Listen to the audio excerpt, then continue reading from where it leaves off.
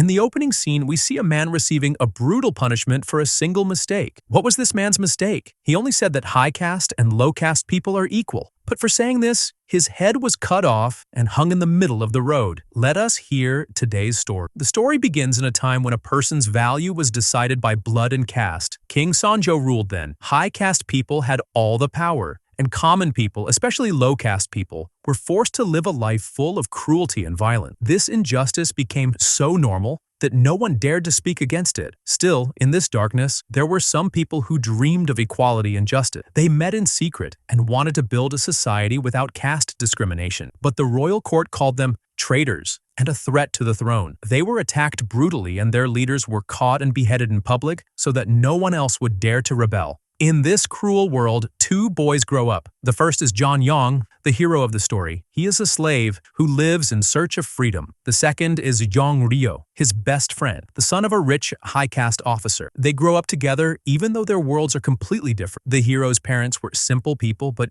he always had a fire inside him to do something big. His mother was sold as a slave to pay off a debt while he was still in her womb. Because of this, he was also declared a slave at birth. He received a life of slavery before even seeing the world. His father begged for justice, but no one helped him because it was the law of the land. According to that law, if either parent is a slave, the child is also a slave. The hero was sent to serve a boy named Lee Jong-ryo, the son of the defense minister. This family was considered the strongest warrior family of Joseon. Their mansion was full of wealth, with more than 100 slaves. Male slaves did hard work like cleaning, cooking, and caring for horses. Female slaves were given household duties. The defense minister wanted his son to become a perfect general. During sword training, if the young master made even a small mistake, the slave was beaten instead of him. The minister wanted his son's body to stay without scars, so the punishment was taken out on the slaves. One slave was beaten so badly that he fainted, and then the hero was put in his place and punished even though he had done nothing wrong. A slave's voice had no value. That night, the hero learned that the slave had died from the beating. His heart filled with anger and pain, and he could not sleep. The young master came with food, feeling guilty, but the hero had already made a big decision. He ran away from the mansion. When he reached home, he saw that his father had been killed. This broke him even more. Soon, the master's men caught him and brought him back. They marked his hand as punishment for running away, a sign of his slavery. Even then, the rebellious boy did not give up. He secretly watched his master's sword training and remembered every move. At night, to avoid punishment, he secretly taught the master's son sword fighting. He warned him that if he ever got whipped because of him, he would hit him back twice as hard. One day, the master saw this. When he noticed the boy's speed and skill, he did not stop him because he wanted his son to become strong. The hero was officially made Yong Ryo's sword training partner. As Yong Ryo's skills improved, the hero also got a little more freedom. Years passed and they grew up together, becoming close friends. Yong Ryo was skilled with the sword, but often lost to his friend. Once, the hero said that Yong Ryo's sword lacked hunger for blood and anger. Yong Ryo calmly replied that when he faced his real enemy, his sword would fill with anger on its own. When the time came for Yong Ryo to take the army exam to become a general, he failed again and again. This made his father furious. Then the hero made a secret offer. He said he would take the exam in Yong Ryo's place and score the highest marks. His condition was freedom from slavery if he succeeded. The defense minister, to save his family's honor, agreed. The hero trained with full dedication for his friend and for the new life waiting for him. On the exam day, both tied red cloth on their hands as a symbol of their friendship and a promise to die for each other. The hero kept his promise and passed with the highest marks. He received a special sword from the king with the name Lee Jong-ryo, Great Warrior of War, engraved on it, and a valuable blue cloak given only to the best warrior. The hero felt proud wearing the cloak, but he handed over the sword, cloak, and all the honor to his friend in exchange for the freedom paper. Then the defense minister showed his true face. He broke his promise and planned to kill the hero to keep the secret hidden. Yong Ryo became very angry with his father and said that even a slave keeps his word, so why can't you? But his father refused to listen. Yong Ryo went to meet the hero. The hero was angry and demanded his freedom papers. Yong Ryo told him the truth, that his father planned to kill him. The hero asked only one thing: "Am I still your friend?" Filled with regret, Yong Ryo returned the king's sword to him and showed him an escape route. But the hero's freedom did not last long. He was caught by slave hunters. When he was brought back before the defense minister, the truth about cheating in Jong Ryo's exam was revealed to everyone. The truth was placed in front of everyone. Hearing this, the defense minister became mad with anger, but his son stepped in and begged him to spare the hero's life. Still, the hero was filled with anger and hatred. He challenged them and said, "Kill me or I will destroy your entire family." Jong Ryo felt deep regret, but in front of everyone he could not accept a threat from a slave. From this moment, a crack formed in their relationship that would later change everything. Jong Ryo pulled the red cloth from the hero's hand and ordered that he be thrown into prison. At the same time, the country's condition began to worsen quickly. The Japanese army launched a powerful attack. The cowardly king decided to abandon the palace and the people and run north. Jong Ryo was a close officer of the king, so he had to go with him to protect him. After learning about the important mission, Jong Ryo told his mother and wife to wait for his father to return from royal duties and then move together to another city. Before leaving the palace, Jong Ryo did not forget one thing. He unlocked the hero's chains. He hoped that in the chaos of war, his friend would survive and finally gain true freedom. Sadly, they did not even get a chance to say goodbye because the hero was still unconscious. That same night, when news of the war spread everywhere, the slaves who had been suppressed for years rebelled together. They mercilessly killed their masters and burned all documents related to slavery. They declared themselves free. The heat of the fire and the strong smell of smoke slowly woke the hero. When he came out of the prison, he saw destruction everywhere. There was the lifeless body of the defense minister hanging from a gallows. The king's sword was stabbed into his chest, the same sword that had Jong Ryo's name written on it. But this was done by the slaves. The hero searched for survivors, but he only found the blue cloak. Then he heard a child crying. In front of him were Jong Ryo's wife and their small child, still alive. But his wife did not let the hero come near. She saw the bloody weapon in his hand and became even more afraid. She hated slaves.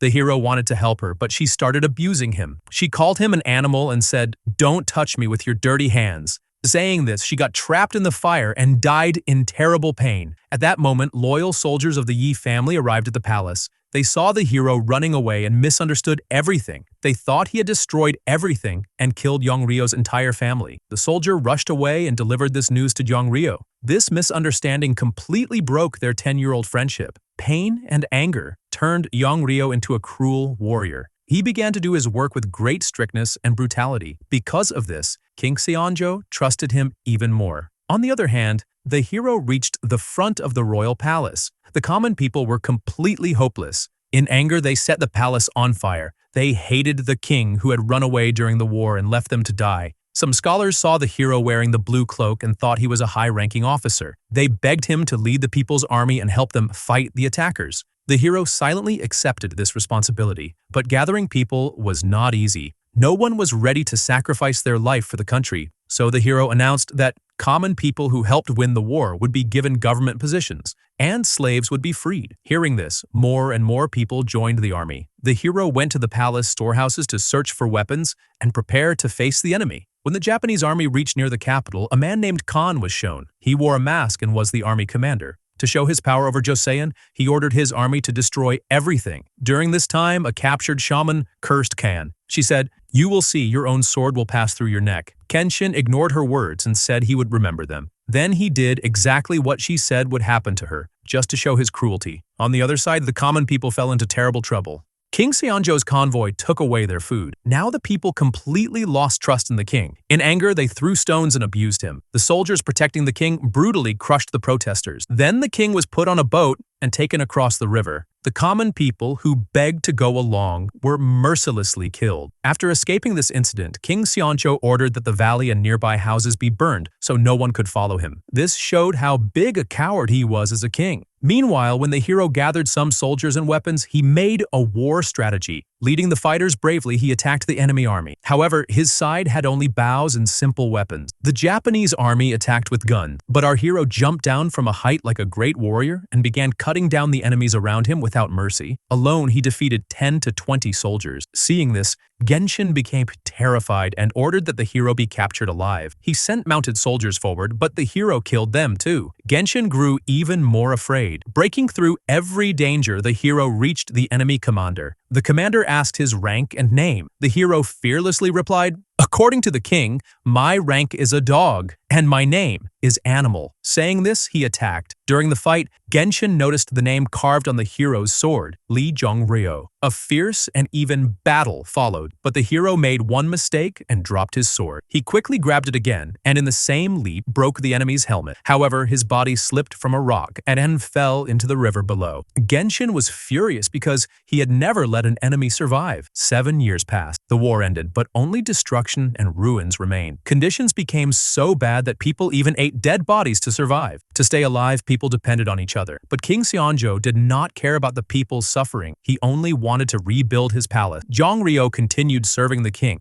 and his rank kept rising, but his hatred for the hero still remained. Once the king told Zhongryo, "Never praise low people too much. When they feel special, they become uncontrollable." Hearing this, Zhongryo remembered the past. His wife had warned him earlier not to get close to the hero. Zhongryo had argued back, saying that if a human can be friends with a dog, why not with a slave? But the story reveals that the hero had overheard this conversation. He also heard Zhongryo's wife's hateful word. She told her husband that dogs are meant to be kept, and slaves are meant to work. At that time, Zhongryo did not agree with her thinking, but now he felt regret and anger for trusting someone low like the hero and calling him a friend. The story now turns back to the hero. He had joined the army formed to protect the land, faith. This army included people from every class, high officers, scholars, common people, and slaves. Together, they stood to fight the enemy and defend the country. After the war completely ended, they prepared to separate and return to their own region. During a patrol, soldiers spotted some surviving Japanese soldiers disguised as locals, moving toward their king. The hero and his companions quickly made a plan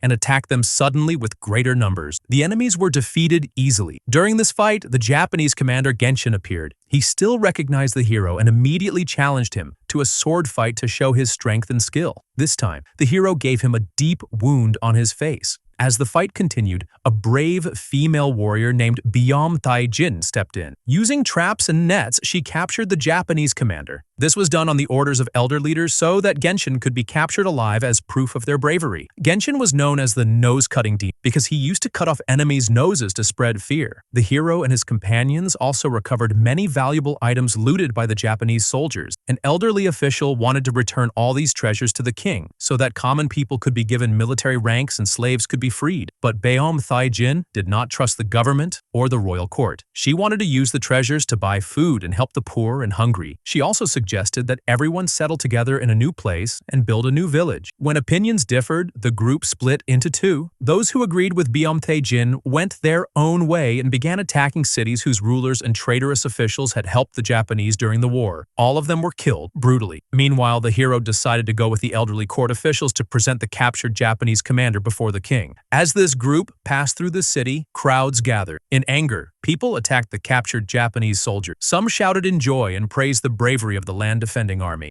At the same time, Zhongryo was present in King Seonjo's court. The moment he saw the hero, his old hatred flared up again. He began poisoning the king's mind, calling the land-defending army a threat because the people admired them so much. He also reported that some city rulers had been killed by members of this army. The king ordered that the elderly court official come alone to the court. The others were told that a welcome ceremony was being prepared for them, but it was a trap. All of them were declared traitors and sentenced to death for rebellion. The elderly official was also executed, his throat cut, and his body hung on the road. The hero and his companions were surrounded and attacked. Somehow, the hero managed to escape. While fleeing, he saw a horrifying sight, his companions and elders hanging from gallows without any respect. Zhongryo, now a close officer of the king, came to see the severed heads of the rebels, but he did not find his old friend's head. At that moment, the hero was watching him from afar, filled with burning hatred and a desire for revenge. After this, the hero returned to the place where he had grown up and began his revenge from there. Soon, Zhongryo arrived. He openly accused the king of betrayal and said that the army protecting the land had been falsely framed. In anger, Zhongryo said, "You are like a dog that bites its own master." The two fought with swords. Zhongryo said his biggest regret was ever considering a slave as a friend. The hero immediately replied, "I was never your friend." The hero then got an opening and stabbed his sword through Zhongryo's hand, just as Zhongryo had once done to him. King's soldiers rushed in to save Zhongryo, but the hero killed them mercilessly. He could have killed Zhongryo, but he chose not to. As he left, the hero said, "Since you have called me a traitor, now I will truly become one." He gathered the heads of his fallen companions, tore apart the red cloth that symbolized friendship, and returned to his old allies. Together, they performed the final rites for their friends who were killed by betrayal. The hero then declared that he would no longer tolerate oppression. He would gather an army and rebel against the king who had betrayed both the country and its people. From here begins a rebellion that would shake the land. Meanwhile, complaints in the royal court began to increase. The people were angry because the warriors who sacrificed themselves for the country were being called traitors. Rumors spread everywhere that a rebellion would soon start across the whole nation. King Seonjo was extremely angry. Yong Ryo suggested killing everyone from the hero's group. Yong Ryo understood that the king needed a lot of money to rebuild the palace. So he came up with a new plan. He said that instead of killing the Japanese soldiers, they should be spared. Those soldiers would help the royal army find the hidden stolen treasure. They would also be ordered to completely destroy the rebel army. Many court officials objected. They said the Japanese soldiers should be executed, not sent to kill their own people. But the king had already decided. He still remembered how the people had thrown stones at him and burned the palace. The king formed a new army. He gathered the Japanese soldiers who had surrendered to him. He gave Kikawa Genshin a new name, Kim Chung-myeon. Now he became a soldier of Joseon and was made the army commander. At the same time, Jong Ryo was made the leader of a special unit. His job was to directly wipe out the rebels. On the other side, the hero's army found all the treasure that the Japanese soldiers had hidden. But disagreements started again. Most people wanted to divide the treasure and go their separate ways.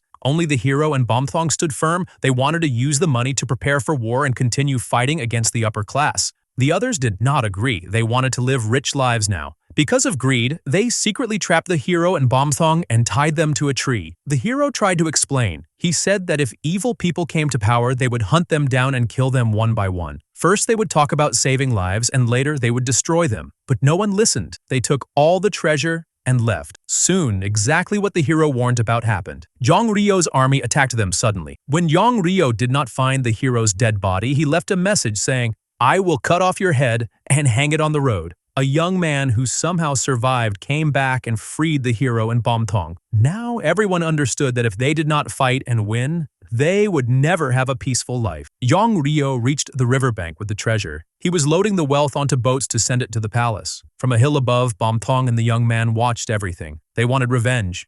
But then, they saw Jong Ryo betray the Japanese soldiers. He ordered them to be killed so their sins would be paid for. The royal soldiers surrounded them. But when they fired their guns, the guns exploded in their own hands. The Japanese soldiers laughed. Genshin said they had already blocked the gun barrels. Once again, a brutal fight between the two sides began. Genshin wore his special armor. Watching Jong Ryo's sword fighting, he was reminded of the warrior in the blue cloak, the hero. He said, "Your moves are very similar to his." Then he asked why the name on that blue-cloaked warrior's sword was Jong Ryo's. Jong Ryo replied that he himself had given him that sword. Hearing this, Genshin became silent. He wanted to capture Jong Ryo alive, not kill him, to use him for bargaining with King Seonjo. But Jong Ryo was ready to die. He attacked non-stop and broke Genshin's helmet and armor to insult him. At that moment, the hero appeared on the battlefield. He entered bravely and shouted that he would kill both of them right there. The three strongest warriors stood face to face, and a terrible fight began. Jong Ryo's anger exploded. He shouted that the hero had killed his entire family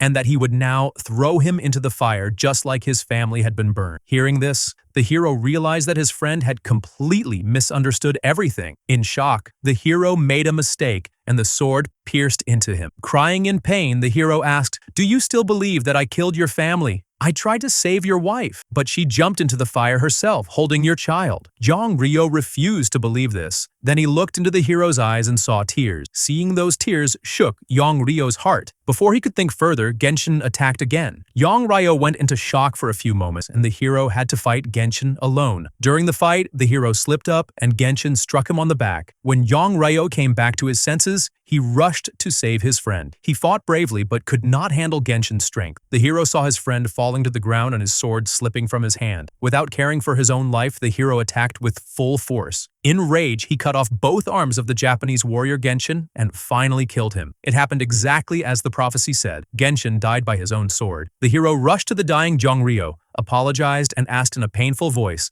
"Am I still your friend?" With tears in his eyes, Jong Ryo said yes. After this, King Seonjo received no news of Jongrio or the Japanese soldiers. Sometime later, mysterious chests arrived at the palace on ships flying the royal flag. The king thought they contained gold or jewels, but when he saw what was inside, he trembled in fear. They were severed noses. This was the rebels' message, a reply to royal cruelty. On the other side, the hero and Bomthong were building a new world with people who shared the same belief, a place with no high or low class, no masters, and no slave. They built a new village. The hero named it Bomthong, meaning a land where everyone is equal. This is where the film Uprising ends.